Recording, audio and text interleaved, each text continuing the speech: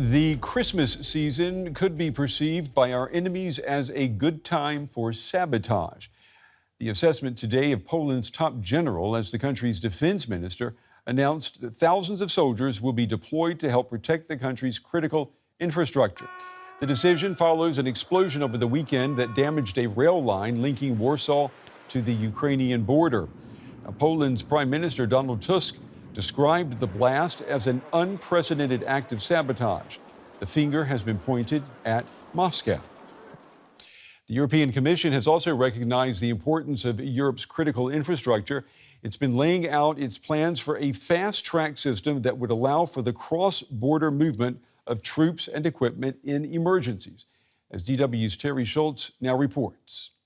Poland says it's deploying 10,000 troops to protect critical infrastructure after a weekend railway blast blamed on the Kremlin, just as European Union officials step up their efforts to do the same across the bloc. Russia's attacks have become increasingly brazen. Our critical infrastructure needs more protection. The fast movement of Europe's militaries is essential for European defense. Right now, backup forces and firepower from across the alliance trying to get to a crisis spot would face lots of problems, hundreds of them identified by the European Commission itself as it launches the latest multi-billion-euro plan to change that. We know the hotspots, we know the gaps, we know the stakes, and we are now ready to act. In most cases, we are upgrading existing infrastructure for both military and civilian use. For decades, too few efforts have been made to adapt roads, tunnels, and bridges for heavy military vehicles. While it can take up to 60 days for military equipment to get from France to Romania, for example, due to bureaucracy and border procedures. Analysts say fixing these sometimes literal roadblocks are long-term, expensive projects that politicians have simply avoided addressing. We have the strategies, we have the priorities to enhance military mobility, but then what is needed in the end is political will. And what we see, according to my opinion, is that the political will is not where it should be. More than a decade ago, when U.S. Army General Ben Hodges commanded American forces in Europe, he ran into such red tape and restrictions trying to carry out multinational exercises with NATO forces. Once, paratroopers were asked to show passports in the middle of a jump. Hodges coined the term Military Schengen zone to call for harmonized transport plans across alliance territory, something that's still lacking. We need the same effect that a truckload of apples could go from Poland all the way to Lisbon, Portugal without ever stopping, because they could travel all the way through the Schengen zone. And I said, that's what we need for NATO forces, for military forces, to be able to move without stopping. Some nations have cooperated to set up such corridors, a group led by the Netherlands, Germany, and Poland, a model for the rest of the continent. Mihai Kiaia says some improvements could be made immediately, like simply having conversations between ministries, armed forces, national and local authorities, and the private sector. These actors don't really cooperate together to enhance military mobility. In some cases, they don't even speak to each other. Hodges says when they do, they need to understand just what's at stake. There's just still too many people don't believe that Russia would actually really attack. They are. That's the whole point. They are conducting operations against us now. And while NATO warns adversaries it's ready to fight tonight, many of the projects which would ensure it could keep up that battle should have been started yesterday. DW's Teri Schultz, who filed that report. She joins me now from Brussels. Teri, good to see you. Donald Tusk said that the attack on the railway linking Poland to Ukraine marks one of Poland's most serious security threats since the start of Russia's invasion of Ukraine. I mean, those are some strong words. So what is Poland planning to do? That's right, Brent. The Polish government says that it plans to send up to 10,000 troops to critical infrastructure, things like railways, which is where we saw the latest attacks, energy infrastructure, other areas where they absolutely fear these acts of sabotage. Poland has been suffering these kind of attacks for a long time now, and they do blame them directly on Russia. They say that they've already arrested a couple of suspects in these latest incidents with ties to Russia. So the other thing that Poland is doing is becoming very strict on Russian visas, and they just closed the last consulate that would allow Russian citizens to visit Poland. So this is really stepping up hybrid responses to hybrid operations by Russia, Brent. If Poland were to need military help from an ally here in Europe, tell us more about what the European Commission wants to do to make sure that that help would get there sooner rather than later.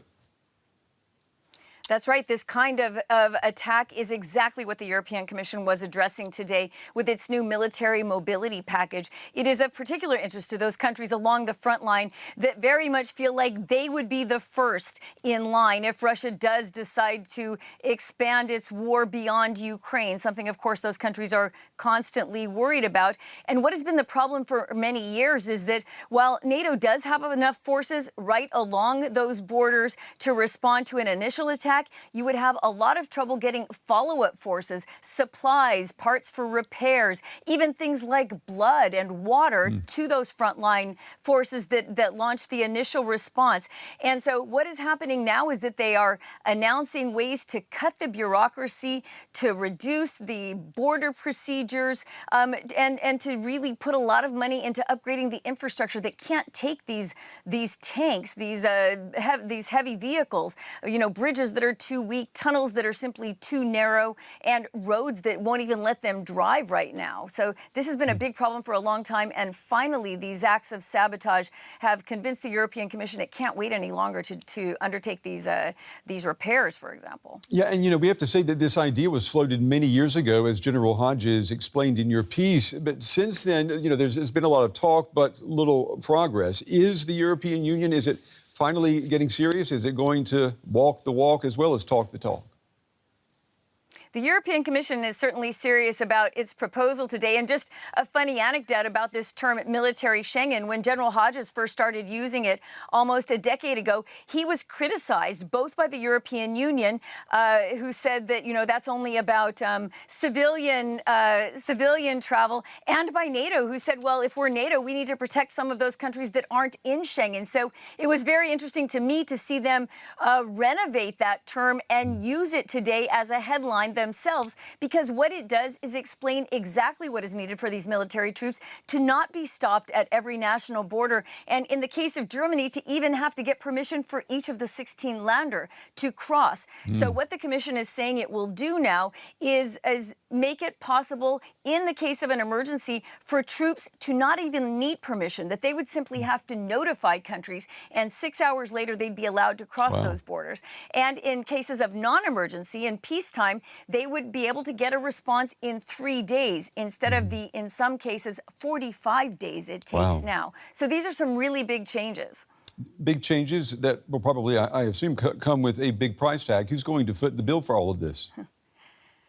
Yeah, especially when you're talking about renovating tunnels and bridges and highways, it is going to be hugely expensive. And what the Commission is proposing is to allocate just over $17 billion in its next 7-year budget. Now, if you take $17 billion over 7 years and 27 countries, that's not a lot. But it's a tenfold increase over what was in the last 7-year budget. So what the Commission is saying is that it's identified 500 hotspots, which is no small number, and that this money will go toward starting to upgrade these infrastructure problems, in some cases to work on the bureaucracy, and that member states themselves are going to have to fund the rest of it. Now, remember that most of these countries, 23 of the 27 EU states, are NATO members, so they've already pledged to increase their defense spending. And part of those funds that they've already pledged to spend can go toward these infrastructure projects. So everybody's hoping that there is already going to be more money in the system, and that this is exactly what it's used for. Teri, the military mobility plans, they have come and gone for years. We've talked about them before here on this program, but there really isn't much to show for all of that talk. Is this plan going to be the one that is different?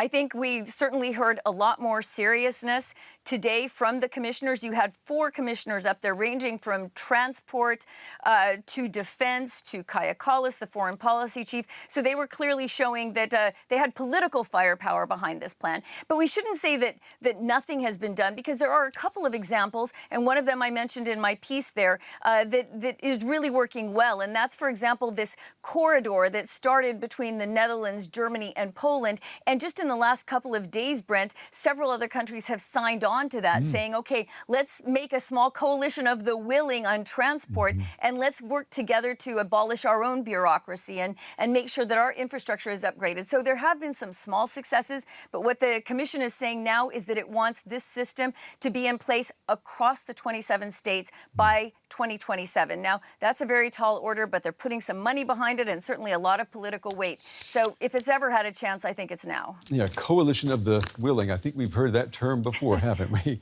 Teri Schultz in Brussels. Teri, as always, thank you.